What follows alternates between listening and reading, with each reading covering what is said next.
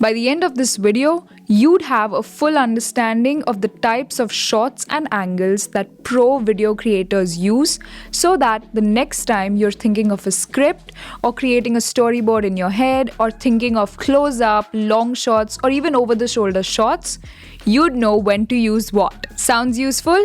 Let's jump right in. There are multiple ways of classifying a shot. One of the most prominent ways of categorizing your shots in your scene is by the size of your frame.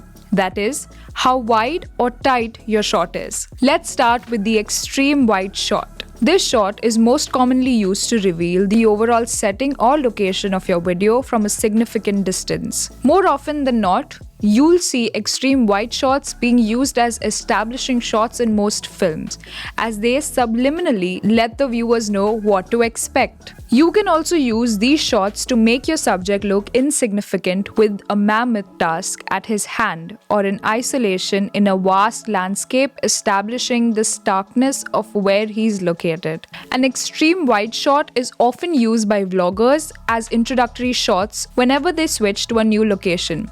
More so, even time lapses are captured in extreme wide shots to show the passage of time. Now, if you would want to give your audience a comparatively closer look where they can see your subject as well as experience the setting around it for context, you'd want to give it a wide shot. A wide shot completely reveals your subject's body from head to toe while also recording their environment, allowing the viewers to see the background action as well as the subject's relationship to its nearby objects and people. When captured from a continuous single position encompassing the whole action, a wide shot is called a master shot. An editor can always cut to a master shot to edit any forms of gap in the editing. In the early 20th century, most films were captured only in a master shot to mimic a theatrical production, while a wide shot captures the subject and their surroundings equally to direct your audience's attention primarily to what the subject's speaking.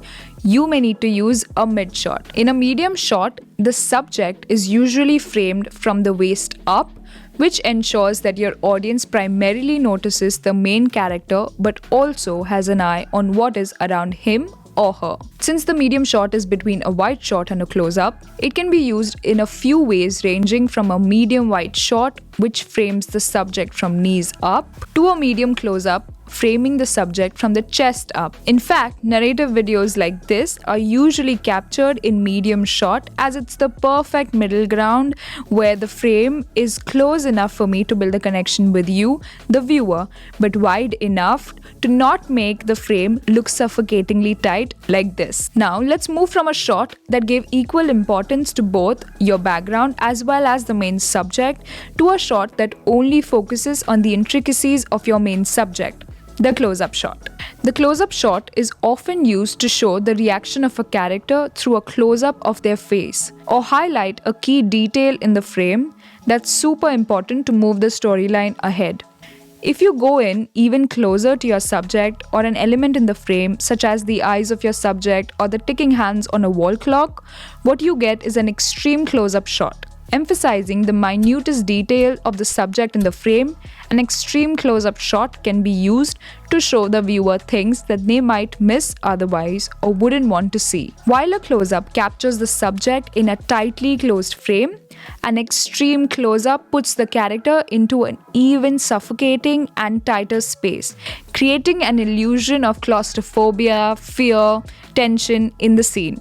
It's not just about the size, but also the camera angles with respect to the subject that can convey a lot about the narrative. For instance, placing the camera at an eye level of your subject allows the audience to view the character through a neutral perspective, as if the viewer is making eye contact with the character. That's why YouTube tutorial videos like this one usually have the camera shoot at eye level, making you feel that we're directly talking to you. But what happens when you shoot from an angle that's not neutral? When the camera shoots at an angle that is lower than the eye level of the subject, we get a low-angle shot. Low-angle shots are often used to establish a powerful character where the viewer literally looks up to them. It can also be used to portray robust emotions like victory and authority.